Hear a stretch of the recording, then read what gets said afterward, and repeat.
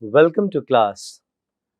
In continuation to the last lecture, where we talked about Ferdinand de Saussure and his influence in linguistics and other social science disciplines. Today, we'll focus on his key concepts known as dichotomies, binaries, ideas, or sometimes it's called paradoxes. So, we'll talk about Saussurean key concepts today and try to understand what uh, the way try to understand the way he saw language structure and overall linguistic phenomenon. As you understand, the 19th century, almost half of 18th century and 19th century, focused on uh, reconstruction of languages and language families, historical linguistics, sound change, patterns, and other philological aspects in philological linguistics, philology that we see. The beginning of 20th century changed the paradigm, and it is marked with a paradigmatic shift in understanding language as a phenomenon and language studies. The first quarter of 20th century is the century of time of Ferdinand de Saussure and his style, his paradigm, his theory of linguistics. Saussure is known as father of modern linguistics and also the founder of a new approach, a new paradigm known as structuralism. So Saussure looked at language as a formal structure, as an underlying structure. And by talking about langue and parole, he distinguished between language and speech. So we'll talk about the key concepts in Saussurean linguistics, Saussurean framework, concepts like sign, signifier, and signified, concepts like langue and parole, concepts like synchrony and diachrony in linguistics, concepts like syntagmatic and paradigmatic relationships. He was the one who gave an elaborate understanding of semiotics. And in semiotics, he talks about the signs, right, uh, as a mental image. So, we'll talk about these concepts in our today's discussion and Saussure's key concepts in linguistics. These concepts not only influenced the way we looked at language and in linguistic studies, but it also had a very deep impact on other disciplines, specifically in literature and literary analysis for that matter. So, he emphasized on the structure of language, and according to Saussure, language is a system of signs which includes signifier, the sound image which is produced, and the signified, the actual concept to which it is being referred to. The two terms, signified and signifier, produce a world that is both wholly concrete and wholly conceptual at the same time. Uh, the object of linguistics is the study of structure of language, but it is not placed outside history. When he talks about synchrony and diachrony, we'll talk about it. And he says language is evolutionary, a function of ceaseless change. So he looks at language as a dynamic process, as a dynamic entity, which is not static, right? It evolves, it changes over a period of time. And when it comes to the time reference, he mentions synchrony and diachrony. We'll talk about it shortly.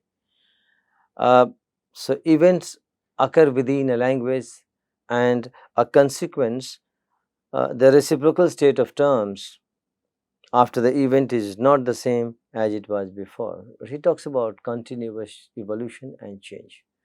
So he looked at language as a formal structure, property of language, underlying the structure. He looked at language as a formal structure, and the objects of language, constituents of language, are in contrast and opposition, and that is why we are able to identify them and use them. So, if you look at the key concepts in Saussurean linguistics, right, he says language is a system of contrast and of equivalent, right? Uh, it consists of a string of linguistic objects like words, morphemes, phonemes, etc., all in contrast and opposition. They are discrete items, they are in contrast and opposition. He made a radical change in understanding language as a phenomenon, and we can see the deep impact of Saussurean linguistics on European framework and American framework. So, we have European structuralism, we have American structuralism, and the subsequent developments coming up to Chomsky linguistics and so on. So, the contribution of Saussure cannot be overestimated. It's a huge contribution, huge significant impact on understanding language as a phenomenon, and it extends beyond linguistics to other disciplines like literature, like sociology, like psychology and psychoanalysis, like philosophy and other fields. He is known as father of structuralism. So, key concepts like langue and parole, right? Langue, he talks about the underlying system, underlying structure, or what you can say language as a phenomenon, as a system, as a structural system. And parole is the speech, the use of this phenomena. So, langue is what you can roughly relate to today is competence, and parole, roughly we can say the performance. So, langue refers to the ability of the speaker and control of the speaker on structures, understanding of speaker of structures of a language, of a given language, and parole refers to the actual use of it. So, what we call in Chomsky linguistics, linguistic competence and linguistic performance, it cannot be equated, by the way, both are two different paradigms, but conceptually we can relate to competence as langue and performance as parole. So, in Saussurean linguistics, langue is the concept called language, and parole is the actual use of that linguistic phenomena in speech. Then we have concepts like sign, signifier, and signified, and how they are arbitrarily related. So, sound images and mental images combined, they are two surfaces of the same coin, two facets of the same coin. They become signifier of an object, of a concept, and signified is the concept it refers to. So, when I say cat, right, cat as a sound image, C-A-T, cat as a sound image, and the animal it triggers in our mental image. So, cat as a sound image, it becomes signifier, and the actual animal which it refers to becomes signified. Now, the question is, there is no relationship between cat, the word, the signifier, and the cat, the animal it refers to, the actual objective reality. So, the signifier and the objective reality it represents have nothing in common. They are arbitrarily related, they are conventionally related. So, meaning is conventionally related, right? There is no logical connection between the two. They're arbitrary and conventional. And except for a few things like onomatopoeic expressions, right? Like, he fell down on the floor with a thud. Now, the word thud, what we say in Hindi, dhadam, say, right? Uh, the sound itself represents the actual, real, uh, you know, actualized sound when you fall on the floor. Cat meows. When you say meows, the word meow represents the actual sound of a cat. So, such expressions are very limited in a language. Onomatopoeic expressions are very limited in a language. You can count on fingers. So, there are exceptions. Otherwise, the signifier and the signified have only conventional and arbitrary relationship. There's no logic, right? Why we call a cat, why we call a fan, why we call a car, why we call a building. No logic, no reason. This is conventionally assigned. So signifier and signified are arbitrary and conventional. Then another idea it talks about synchrony and diachrony. It refers to the time framework.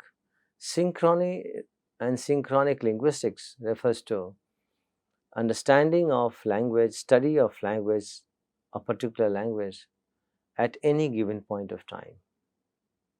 Whereas diachrony or diachronic linguistics refers to a study of language through a period of time.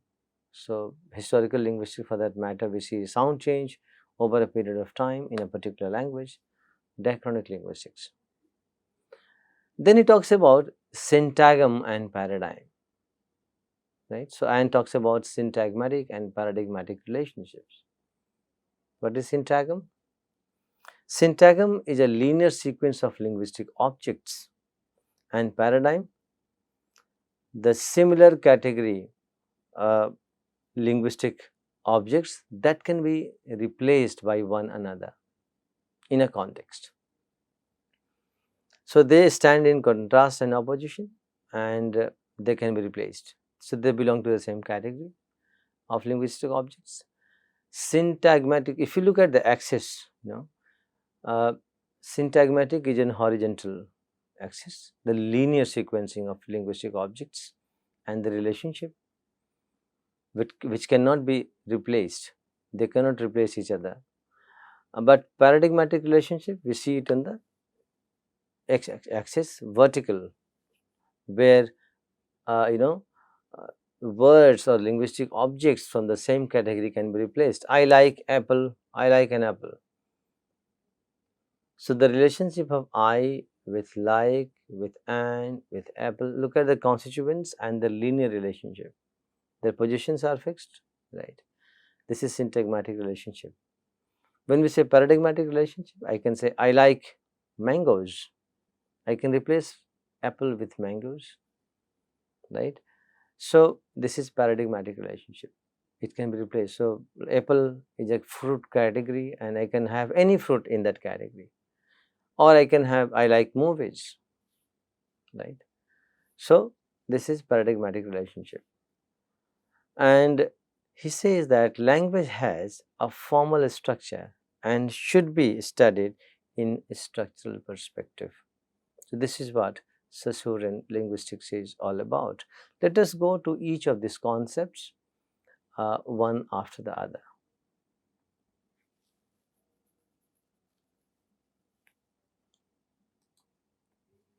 So we'll start with sign, signifier, and signified, right? So according to Saussure, the linguistic sign unites not a thing and a name, but a concept and sound image. So when we say linguistic sign, be it oral, be it written, right? It unites a concept and a sound image. So linguistic sign has two aspects. So when I say cat, it relates, it unites, it combines the you know, concept like cat, the mental image, and the sound it produces, sound image it produces. Sound image in oral it is sound, in writing it is script. But whatever triggers that image, mental image. So sound image and the concept are two facets of the same coin, right? So a sign, a linguistic sign, you know, evokes two aspects: sound image and the concept, and they are related. They're combined, they're composite, and they become signifier. So the word cat becomes signifier to refer to an animal, a particular animal. And all English speakers who share this concept and the sound image will understand what is a cat. So the objective reality, the animal cat, and the linguistic sign, CAT cat, they are arbitrarily related, right? So you need to understand linguistic sign in terms of combination of two concepts, the concept it refers to and the sound image it produces. They are both combined and they together become a linguistic sign and a signifier, cat. And then what is signified? What is being signified with this signifier? The actual animal cat. That is an objective reality. So this linguistic sign, relates to, refers to an actual animal. So he says the sound image is the psychological imprint of the sound, the impression that it makes on our senses. And the concept is abstract image. So this abstract image and the concrete sound image, they are combined and they become composite, one called sign, linguistic sign, which represents an objective reality. So the combination of a concept and a sound image is linguistic sign. It represents an objective reality, right? And it represents a particular animal. When we say cat, it represents a particular animal. But the word cat has two aspects: the sound, C-A-T, cat, and the image it evokes in our mind, the concept it triggers in our mind. And together it becomes a linguistic sign called signifier, and it signifies a particular animal called cat. So this is two-layer understanding of the linguistic sign. He says that the bond between signifier and signified is arbitrary.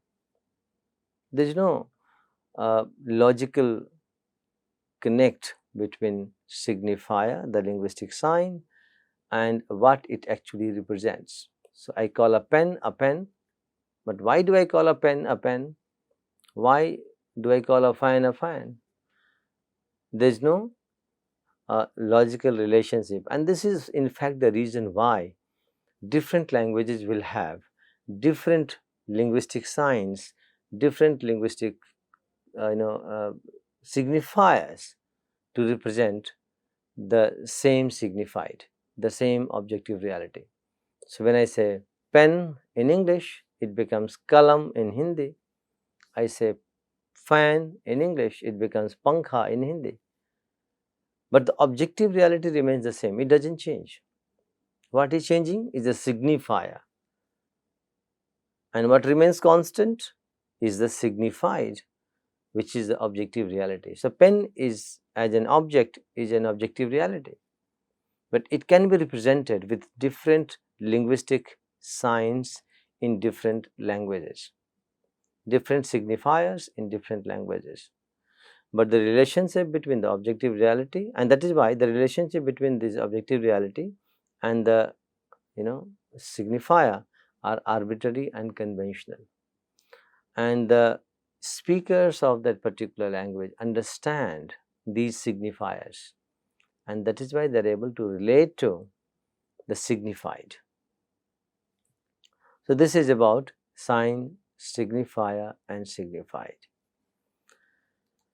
Moving on, another key concept and the Saussurean dichotomy is langue and parole.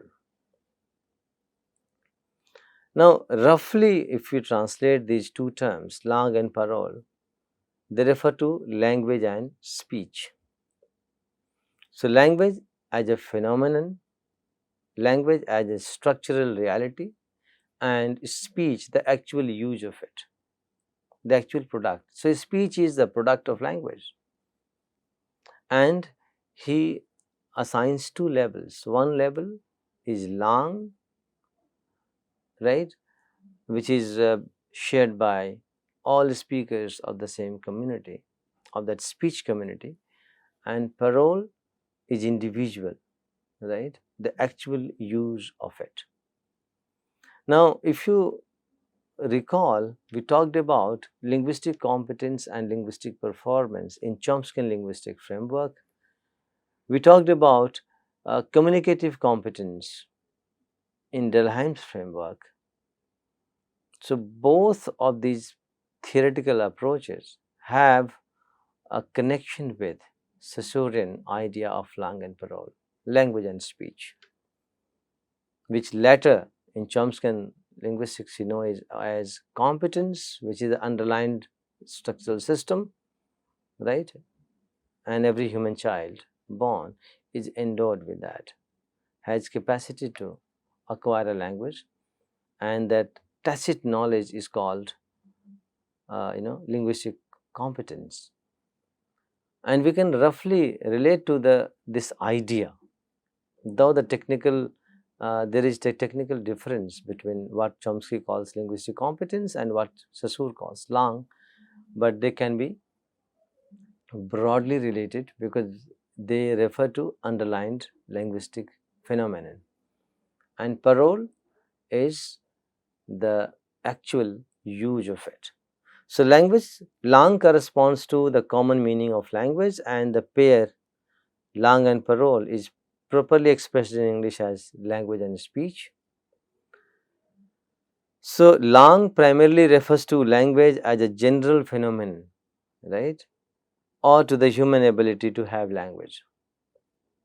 Parole primarily refers to the actual speech, and Saussure intended for it to mean both the written and spoken language as experienced in everyday life, right. So, if langue is a system, parole is the use of that system.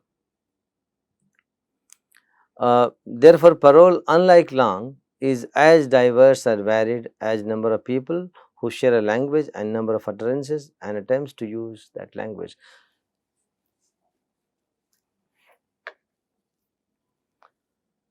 So, langue and parole, these two concepts relate to two aspects of language: the language as a phenomenon shared by all speakers of the particular language in the speech community, right? And parole refers to the individual performance, the individual use of it. And perhaps this is the reason why we all have different speech. We all have the same language but different speech. So we all use language constrained by our own idiosyncrasies and style registers and etc. Right. So parole is the actual speech, and langue is the language as a phenomenon shared by all speakers of the same speech community, right. Yet another concept, very important concept, is synchrony and synchronic linguistics. So, according to Saussure, the aim of general synchronic linguistics is to set up the fundamental principles of any idiosynchronic system, the constituents of a language, state. The study of static linguistics is more difficult than historical linguistics, as facts related to the evolution are concrete. Synchronic linguistics refers to understanding, studying a language at a given point of time, right? As opposed to diachronic linguistic, which refers to the study of evolution of language over a period of time. And here, Saussure discusses phonetic change in language over a period of time. So changes happen over a period of time. So when you are understanding, when we are studying a particular phenomenon of a particular language over a period of time, so evolution of that phenomenon, right? That is diachronic and anachronic linguistics. Synchrony refers to the study of particular language and its structure at a particular given point of time, right? So study of, let's say, modern Tamil, right, and the variations and the structures, etc., synchronic. But if I want to understand the evolution of a particular linguistic phenomenon in Tamil over a period of time, it is diachronic. So synchronic is point of time and diachronic period of time. This is what we have to remember. So when we say synchronic linguistics, we are talking about understanding and studying a language at any given point of time. But when we talk about diachronic linguistics, we are talking about understanding the language over a period of time, the evolutionary process of that particular phenomenon, right? So he makes a distinction between these two approaches in understanding and studying language: synchronic linguistics and diachronic linguistics. And always remember, synchronic means point of time, right? Diachronic means over a period of time. This is we need to understand. In Saussure linguistics, another important concept is syntagm and paradigm, right? So syntagm, or we call syntagmatic relations, paradigm or paradigmatic relationships, right? So when we say syntagmatic, it means that a particular element selects another element in a string of linguistic objects. It may precede or follow, right? For example, the definite article the will certainly select a noun next to it. So the market, the building, right? The definite article the. It will not select any other category like verb, the go, the come. We can't say that, right? So syntagm is the linear sequencing of linguistic objects in a string. And when we say syntagmatic relationship, the relationship, linear relationship in a string of linguistic object among the constituents. For example, uh, you know, morpheme, plural marker morphemes, right? Syntagm. So if you say John eats an apple every day, John eats an apple every day. And if you look at the constituents, John, eat, plural marker S, right? Then and, the article, apple, the noun, every day, adverb. And they have a sequential relationship. They are syntagm and there is a syntagmatic relationship in this string, right? So each of these categories select each other and they are in a string. They make a meaningful sentence. John eats an apple every day. Now, if I say John drinks a cup of tea every day, eat, drink, play, right? So this relationship we called paradigmatic relationship. An apple every day, a mango every day, right? A pastry every day, an ice cream every day. So an ice cream, apple, mango, one category. And paradigmatic relationship, they can replace each other, right? Every day, again, I can say once a week, I can say every month, I can say every year. So one category of constituents, linguistic objects, which can replace each other, right? So this vertical, if you put all the sentences, this horizontal relationship, sequential relationship is syntagmatic relations. And when we say a series of sentences with changing different categories, these vertical relationships are among these sentences are paradigmatic relationships, right? So in semiotics, a syntagm is a chain which leads to an understanding of how a subsequence of events forms a narrative. But in linguistics, we understand syntagm as the sequencing of linguistic objects in a string, and how, by relating to each other, they create a longer string and make a sentence and a sense out of it. Right? I hope you get it. So, syntagmatic relations are spatial relations, sequential horizontal relations. Syntagmatic relations, in contrast, are concerned with how units, once selected from their paradigmatic sets of oppositions, are chained together into structural wholes. This is what he says. So, it is a spatial relationship among the constituents of linguistic objects in a longer string, right? And this helps us understand syntactic structures of a language. When we look at paradigm or paradigmatic relations, Saussure used paradigm to refer to a class of elements with similarities, commonalities, which define units syntactically and lexically according to their contrast with each other in the system. So, they belong to the same category, but they contrast with each other. Cat, bat, hat, mat, rat, they all belong to the same category. They're all nouns, and out of which we select one, right? So, paradigmatic relations hold the set of distinguished phonologically by variation in their initial sounds like cat, bat, hat, mat, rat. If you look at the distinction that we see is the initial sound of the word, but each of these words are distinct and distinguishable. They are in contrast. Why? Because we have a variation in the first sound, and they denote or signify a different signifier. This is signified a different signified. So they are signifiers.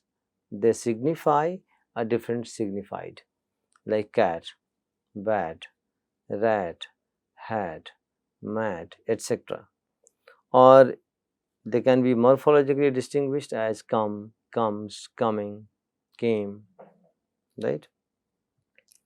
So the units of a set must have something in common with one another.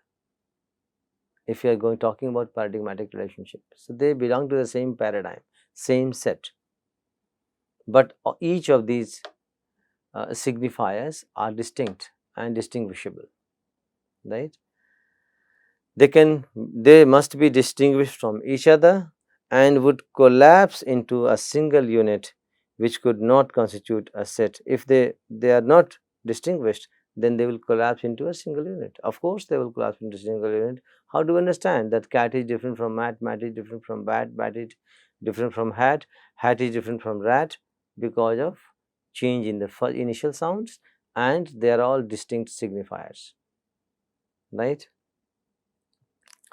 So, he talks about spatial relationship among the linguistic units in a string, and he also talks about a set of units, right, which can replace the other, and they all in contrast and opposition. He calls it paradigm. So, syntagm and paradigm, syntagmatic relations, paradigmatic relations, right? So, uh, this is a very important concept, that that helps us to understand the linguistic structure and discover syntactic structures. So syntagmatic and paradigmatic relations give the structural linguist a tool for categorization, for phonology, morphology, and syntax. And this is how we can understand phonological structures, morphological structures, and syntactic structures. And in fact, if you look at the developments in Prague school and elsewhere in Europe, right, this idea had larger impact. And when we come to American structuralism, we talk about levels of representation in a language, right? We talk about the building blocks in a language. So, phonology, morphology, and syntax, structural levels, right? And two more levels they talk about American structuralists, semantics and pragmatics. But here we are concerned with three structural levels: phonology, morphology, and syntax. So, through paradigmatic and syntagmatic analysis, we can discover the syntax of sentences in a given language. So, just to recapitulate what we did in this class, we talked about Saussure's key concepts. So, we understand language as a formal system of formal structure, a systemic contrast and equivalent, right? Set of systemic contrast and equivalent. Language consists of a string of linguistic objects like words, phonemes, morphemes, etc., and which are all in contrast and opposition. So they're discrete items. Then we learned langue and parole. Langue refers to the underlying linguistic system shared by all speakers of the community. Language and parole refers to the actual performance, the actual use of it. So, roughly we can say langue is language as a phenomenon and parole is the actual use of it, the speech. Then we learned sign, signifier, and signified. So, any linguistic sign is a combination of two things. Number one, the sound image. Number two, the concept it represents. So, as a composite unit, it becomes signifier. And a word, a signifier, signifies a particular reality called signified, right? So, signifier and signified, the word and what it refers to.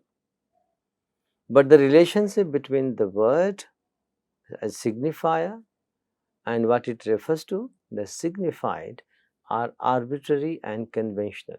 So, there is no logical connect. So, why we call a cat, why we call a cow, no reason. Except for onomatopoeic expressions in a language which are counted very little. And what is onomatopoeic expression? Word, signifier. The onomatopoeic signifier, like the combination of sound and image, also denotes, represents, signifies the actual sound. Like cat mews, right? Mews, mews as a word, mew as a word, and the actual sound of a cat are the same. And that's why we call them onomatopoeic expressions, right? So we have to remember that a linguistic sign is combination of two things, sound image and concept, and it becomes signifier, which signifies a signified, like the concept it actually represents. And there is no relationship between signifier and signified, they are arbitrary and conventional. Then we talked about synchrony and diachrony, right? Synchrony is spatial relationship of linguistic units, linear relationship of linguistic units in a string, right? John eats an apple. So each of these elements in a sentence, in this sentence, are related spatially, linear in a linear fashion, and they choose each other, right? It's like, for example, an article a or an or the will essentially choose a noun. So an article will be followed by a noun. So in an English sentence, you'll have a subject, a noun, followed by a verb.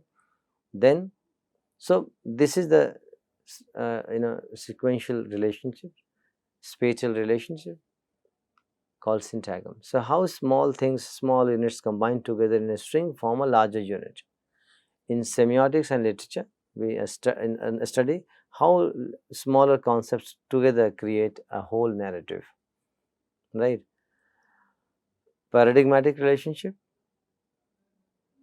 that the language, the structure selects from the single category elements which are in contrast and opposition. So if I have to select a noun here, a noun, and I have a category called noun, and like cat, hat, mat, bat, rat, whatever, and they all are in contrast and opposition. So all these signifiers are in contrast and opposition. If you don't make the distinction, they will collapse into a single unit. So they are different units within the same category because each are in contrast and opposition, right? So these are the key concepts in Saussurean linguistics, and these concepts gave birth to structural linguistics and structuralism as a phenomenon, as a theoretical concept, construct. And structuralism as a theoretical construct had deep impact in other disciplines like literature, like philosophy, like sociology, like psychology, psychoanalysis, and etc., all related disciplines. So, summing up, Ferdinand de Saussure, an early 20th century linguist, a philologist, a philosopher, was a Swiss, and you know uh, he spent his time in construction of Proto-Indo-European language, historical linguistics. He lectured on Sanskrit phonology, and he never published a book on these concepts. But after his death in 1913, his students collected the class notes, the lecture notes he delivered in Geneva, and they compiled it in form of a book named Course in General Linguistics, which became a landmark text of the first quarter of 20th century, which made changes, revolutionary changes in our understanding of language as a phenomena, and gave birth to a new theoretical construct called structuralism. And we can find the reminiscence of structuralism till date, and all subsequent theories developed in linguistics owe it to this structuralist framework in some way or the other, with certain changes. So today we talk about pre-Saussure, post-Saussure, Saussurean linguistics, anti-Saussure, right? So these are the references that we make, but Saussure cannot be discounted in all these references. He remains uh, a changing force, a change agent in understanding and deepening our understanding of language as a phenomenon in 20th century. So this is it for now. We will continue talking about other relevant themes and topics in our next class. This is it for now. Thank you very much.